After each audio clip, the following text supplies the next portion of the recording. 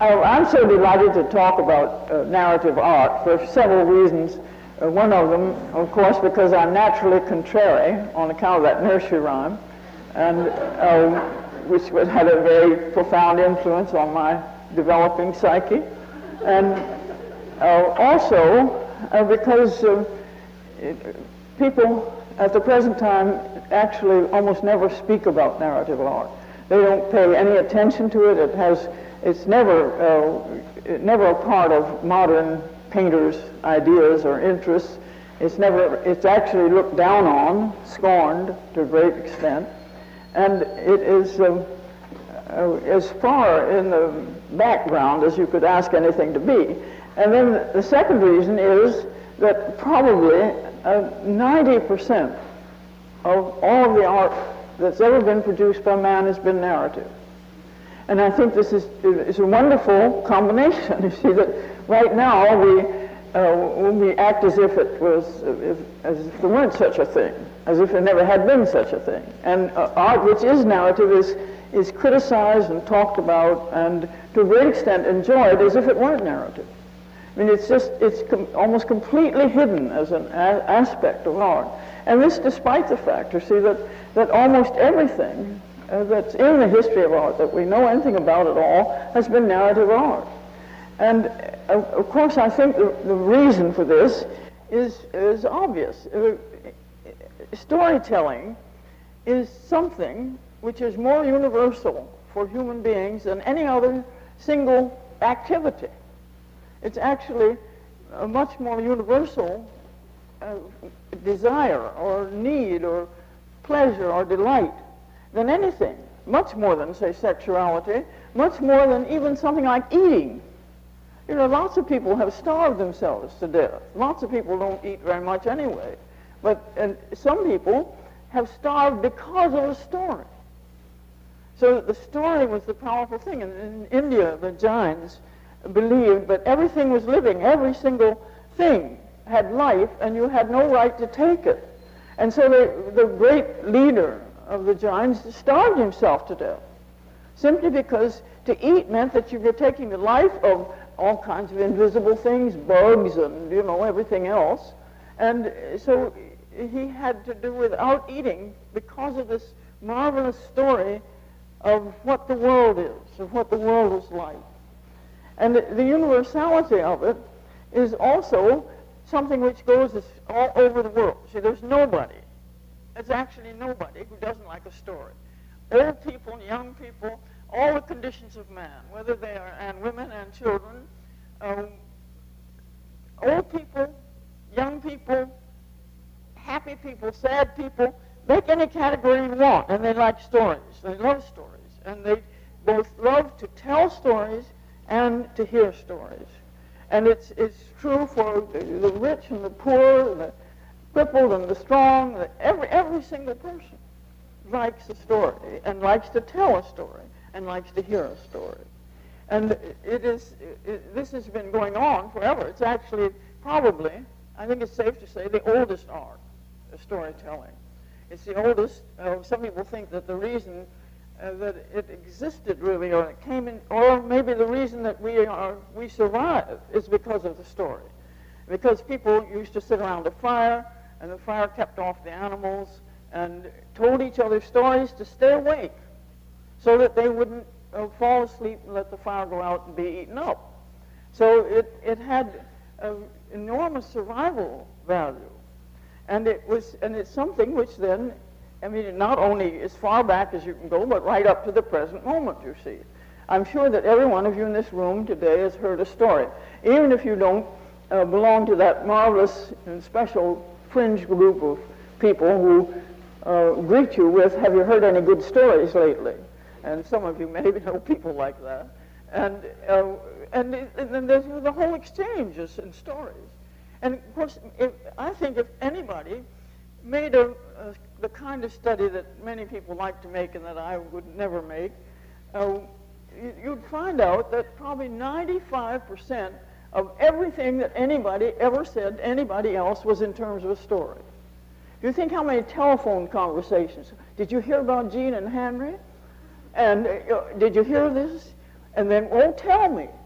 And then the exchange, the play back and forth. And whenever people talk, they talk for the most of the time in terms of stories. So it is something which is so dense a part of our lives. Whether it's gossip, you see, or whether it's the most exalted kind of stories, or whether it's something like, science, the wonderful dependence that science has on stories, with all of its wonderful stories of the invisible world, and such things as sociology couldn't exist, without case histories. No one would read it at all. I think the only thing they read is the case histories. And people like Kinsey, some of you in the room remember Kinsey, and I don't mean that you remember him intimately, but that you remember the name, and you remember why he was so famous. It's because he wrote the most stirring little stories about all kinds of people, And you were just amazed to discover about that marvelous lawyer who's entered mythology of the world, or at least the sexual mythology of the world, and then other people who had his opposite problems.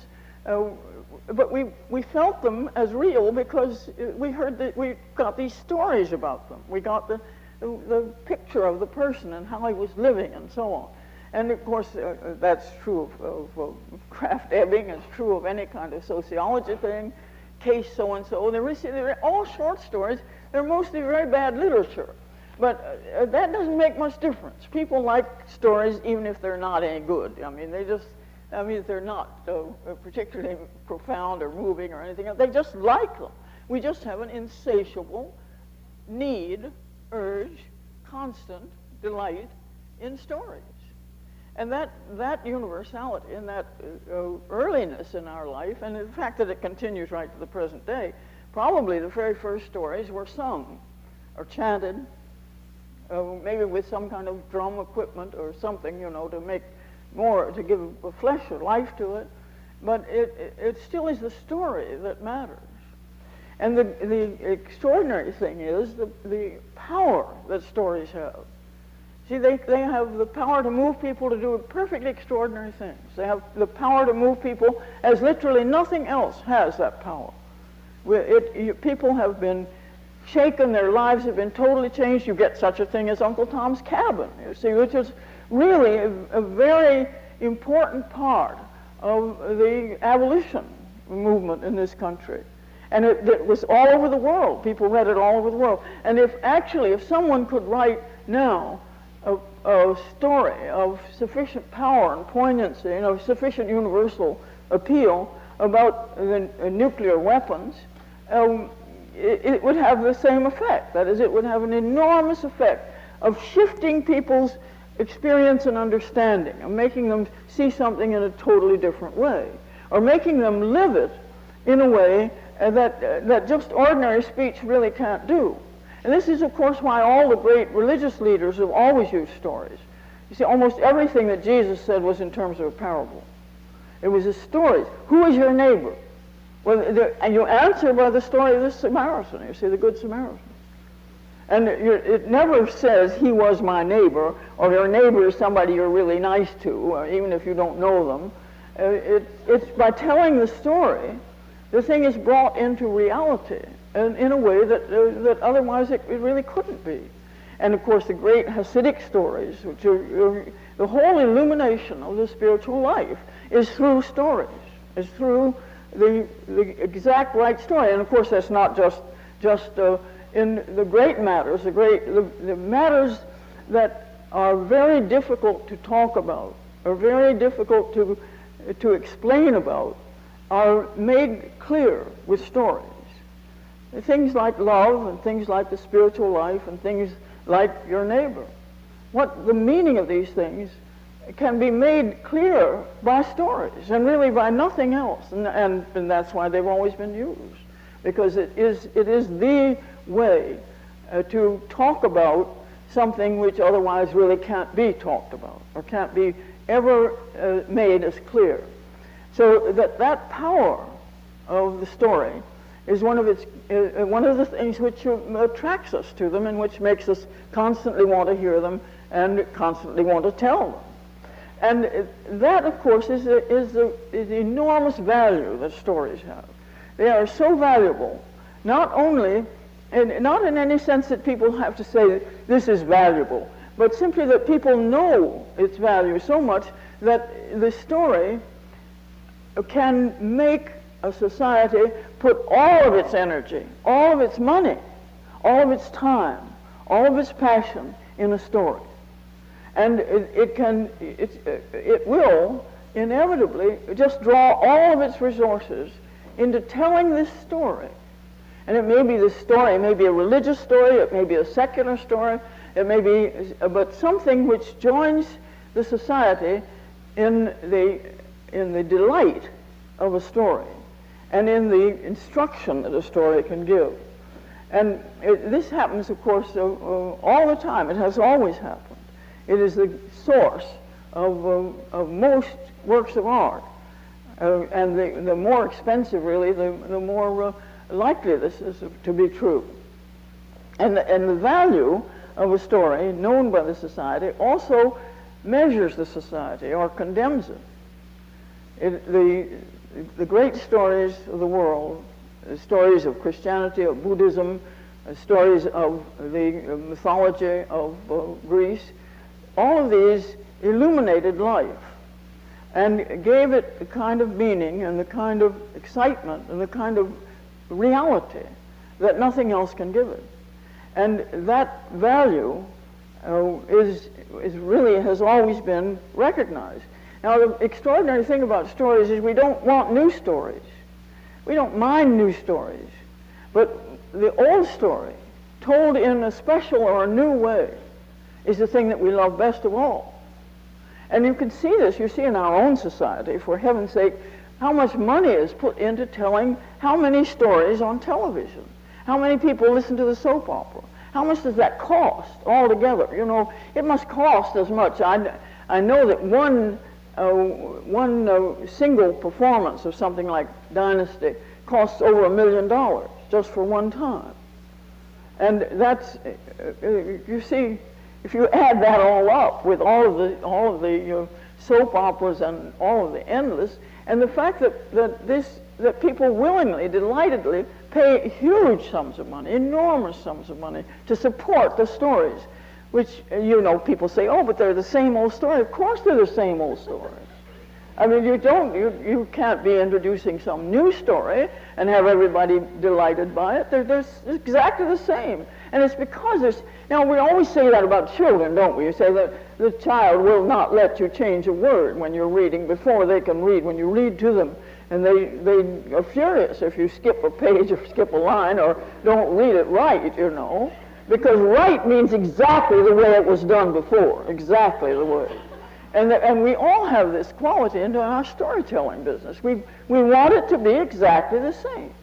And any time a new story is introduced into a society, the society has to be weary of the old stories. It has to be tired of the old stories. And then the new story, it just invigorates it all over again.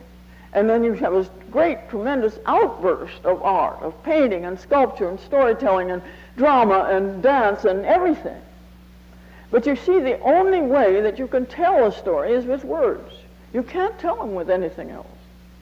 You can't possibly tell a story with anything else. So you have this extraordinary tension created, really this paradox, that all of the arts want to tell a story. All of the arts try to tell a story.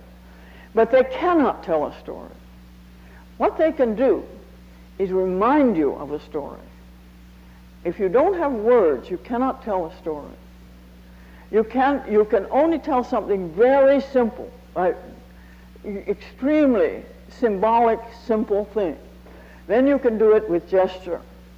But you cannot tell it with music. I remember when I was little, they used to have program notes that told a kind of story with the music. I think they've given that up, haven't they? Does anybody recall those days? Maybe it was for children's concerts. But I was always so puzzled because the story never fit the music, you know. I'd be waiting for whatever, here comes the prince or something, you know, and it never came. And it was so puzzling to me. I thought, well, I just don't understand music, you know. I gave up on it. But fortunately, I recovered from that. But It was some people think, and people like Beethoven, thinking that he can tell a story about the country life and birds and so on. Well, you're never sure whether that's a bird or the running rivers, You can't be positive it's not the wind. And because why? Because it can't do it. See, it cannot do it. Only words can do it. But if you have the words and if you have the story, then anything, makes it immediately clear to you, and you enjoy the story over and over again. So that this is what the painter and the sculptor have done. They have recalled the story for us, if we already know it. But then what do? They also can interpret it. They can make our recollection of it have a new dimension, have a new kind of shade to it, a new richness to it, or a strangeness to it. It can do any number of things because it's an interpretation. So that it becomes, in storytelling, in painting, and in sculpture, it becomes very much like a performing art.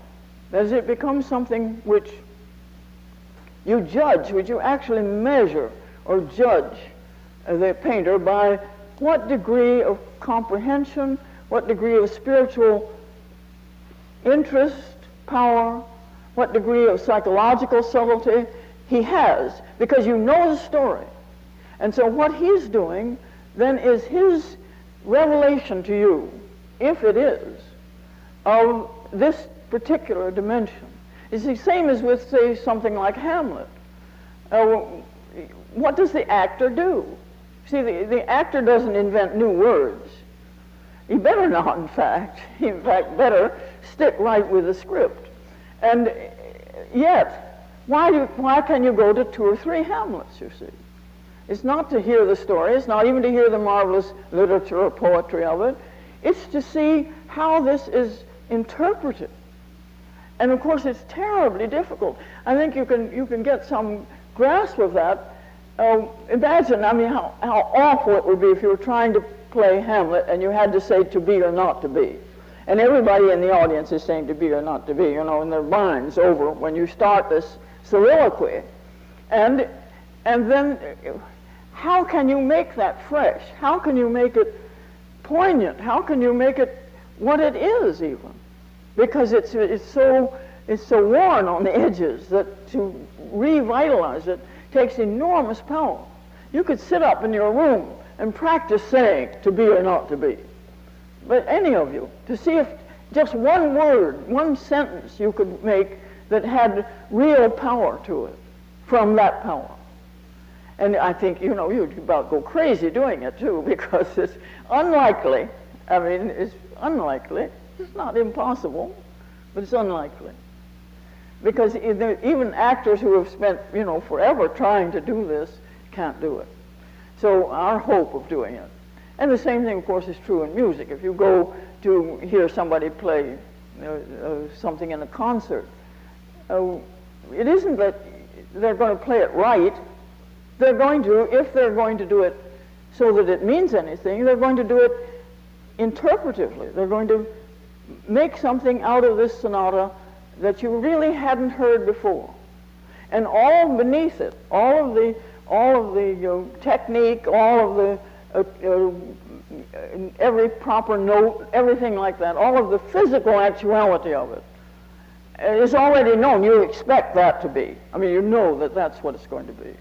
But it's what this person does with that, what it can do with it. And exactly the same thing is true, you see, in narrative painting. Because you know the story, you have to know the story. But what is it that this person, at this time in his life maybe, can bring to that story that gives it that roundness, that wholeness, and gives you this marvelous aha experience of feeling, that's it. After all that you've heard and seen, you see, of the same story, this is it. And then, of course, the next time is also it, if it's as good. So it's that thing which the artist can do. And furthermore, he can measure himself against that, the story. Am I going to be able to make this new? Am I going to be able to make it absolutely what it was intended to be? Have I the power to realize its power?